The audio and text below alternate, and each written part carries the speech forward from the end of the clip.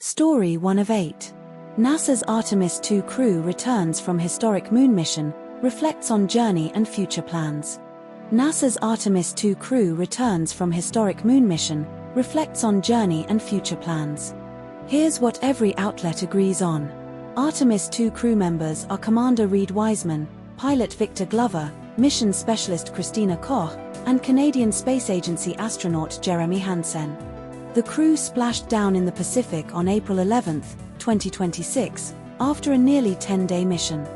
Artemis II reached a maximum distance of 406,771 kilometers, 252,756 miles from Earth, surpassing Apollo 13's 1972 record of 400,171 kilometers. The crew's first press conference after splashdown occurred at NASA's Johnson Space Center in Houston, Texas, on April 12, 2026.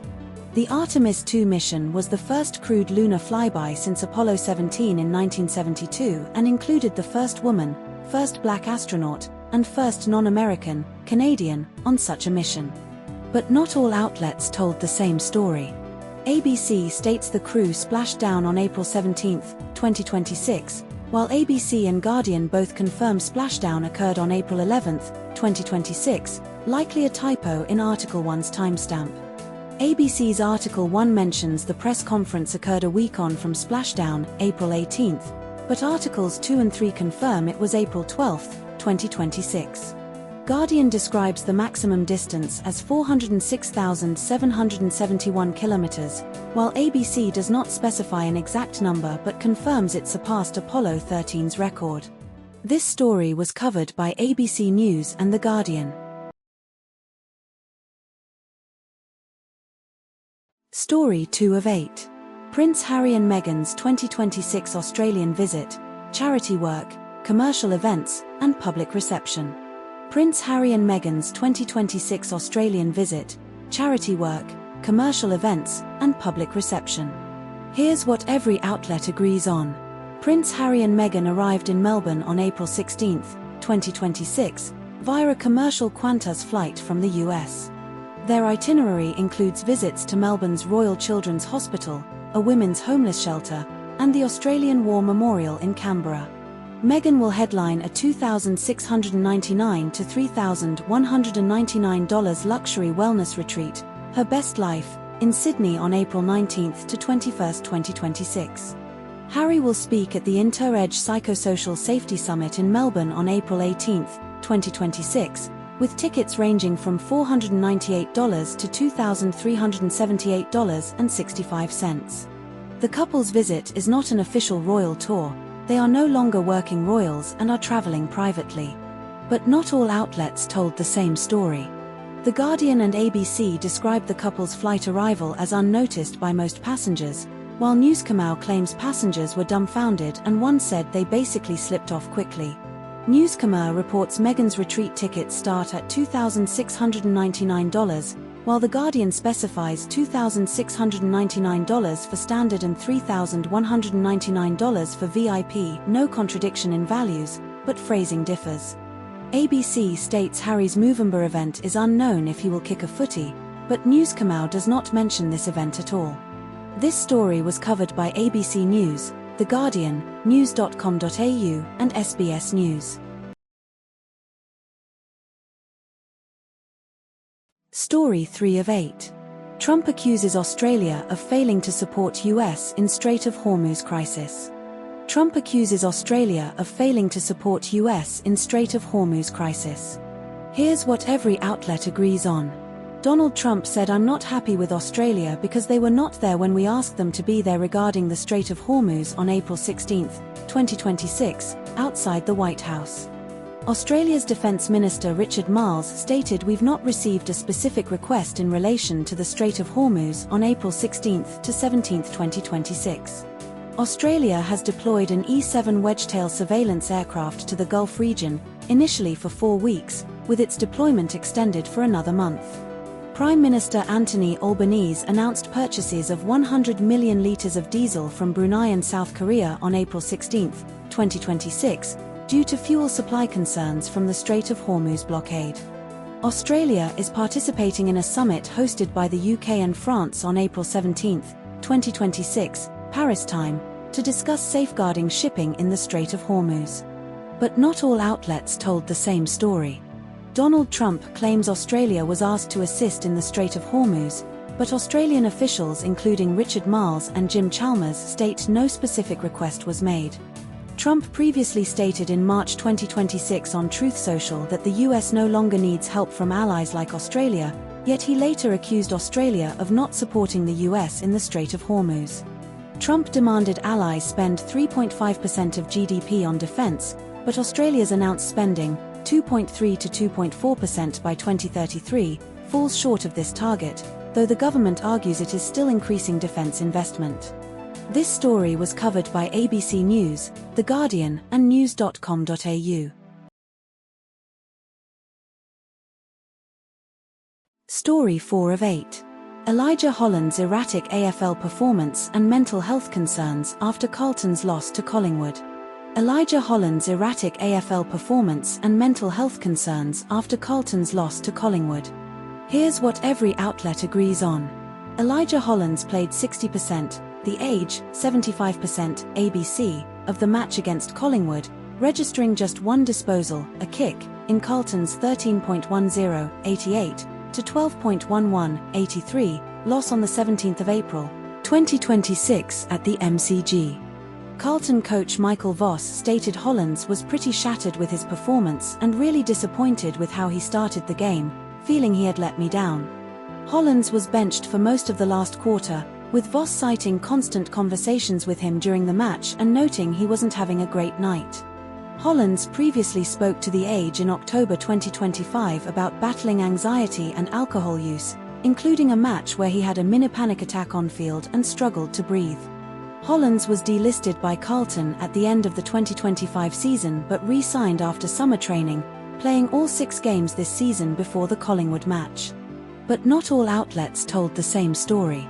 The Age states Hollands played 60% of the match, while ABC states he played 75% of the match across the first 3 quarters. The Age mentions Carlton monitored Hollands' heartbeat in the second half, but ABC does not reference this detail. This story was covered by ABC News and The Age. Story 5 of 8. Armed robbers hold 25 hostages at Naples bank, escape via sewer tunnel. Armed robbers hold 25 hostages at Naples bank, escape via sewer tunnel. Here's what every outlet agrees on. 3 armed robbers held 25 people hostage at a Crédit Agricole bank branch in Naples, Italy, on April 16, 2026, around 11:30 a.m. local time. The hostages were freed by police shortly after 1:30 p.m. without serious injuries, as stated by Naples Prefect Michele Di Barry. Police broke windows to enter the bank in Piazza Medigli d'Oro, Arenella district, Naples, after the robbers escaped through a hole in the floor into the sewers. The robbers targeted safety deposit boxes, and it was unclear whether they fled with any loot. One hostage, a bank customer, told fanpage.it that the robbers locked them in a room but did not use violence. But not all outlets told the same story. The Guardian states the robbers were believed to have targeted safety deposit boxes and there was no cash inside the bank, while ABC reports they fled with the contents of dozens of safe deposit boxes, police source.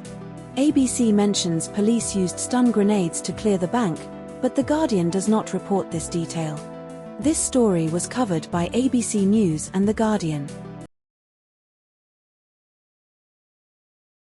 Story 6 of 8. Iranian women footballers granted asylum in Australia seek privacy while rebuilding lives. Iranian women footballers granted asylum in Australia seek privacy while rebuilding lives. Here's what every outlet agrees on. Fatma Pasandadeh and Atfef Ramazanisadeh are the 2 Iranian women's football players granted asylum in Australia after the AFC Women's Asian Cup. 7 members of the Iranian women's football team delegation, 6 players and 1 staff member, were initially granted humanitarian visas by Australia, but 5 withdrew their claims and returned to Iran. The players did not sing Iran's national anthem before their first match at the AFC Women's Asian Cup, sparking criticism and safety concerns in Iran. The players thanked the Australian government, particularly Home Affairs Minister Tony Burke, for granting them humanitarian protection and a safe haven. The players expressed gratitude to the Iranian diaspora community in Australia for their support and warmth during their transition. But not all outlets told the same story. The Guardian and ABC mention 5 players and 1 staff member initially sought asylum, while Newscom.au only mentions 6 players without specifying staff. This story was covered by ABC News, The Guardian, and news.com.au. Story 7 of 8. Sydney childcare worker faces 137 child abuse charges after AFP investigation. Sydney childcare worker faces 137 child abuse charges after AFP investigation. Here's what every outlet agrees on. A Sydney man faces a total of 137 child abuse-related charges, including 129 new offences added after further forensic analysis of electronic devices. The man has been in custody since July 2025, with a non-publication order preventing his identification. The Australian Federal Police, AFP, seized electronic devices containing approximately 2.4 million electronic files during a search in June 2025, with investigators identifying around 550,000 unique files. The alleged offending spanned from 2009 to 2025, involving multiple childcare centres. The new charges include 68 counts of production of child abuse material, 29 counts of filming a person engaged in a private act without consent, and 11 counts of aggravated use of a child under 14 years to produce child abuse material. But not all outlets told the same story.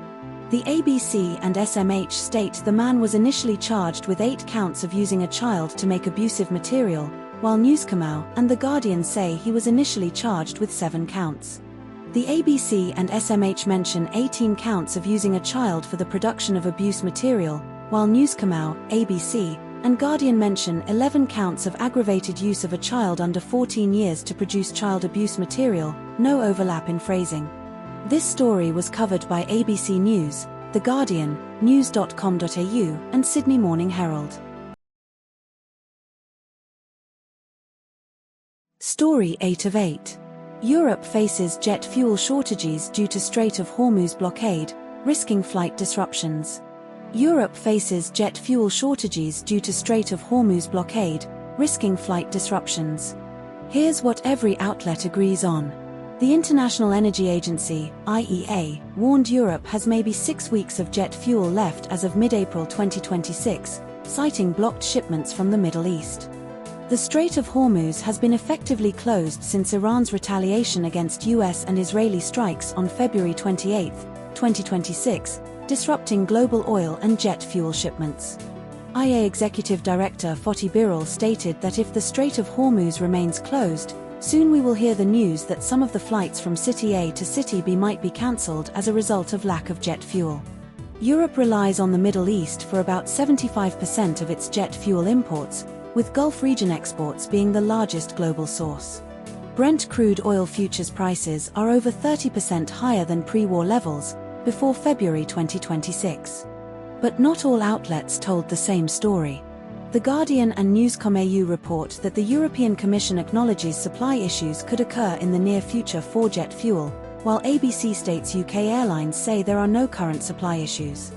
Newscom.au and Guardian cite the Airports Council International Europe warning of shortages in 3 weeks, early May, but the European Commission spokeswoman Anna-Kaisa Itkinen claims there is no evidence for fuel shortages in the European Union at present.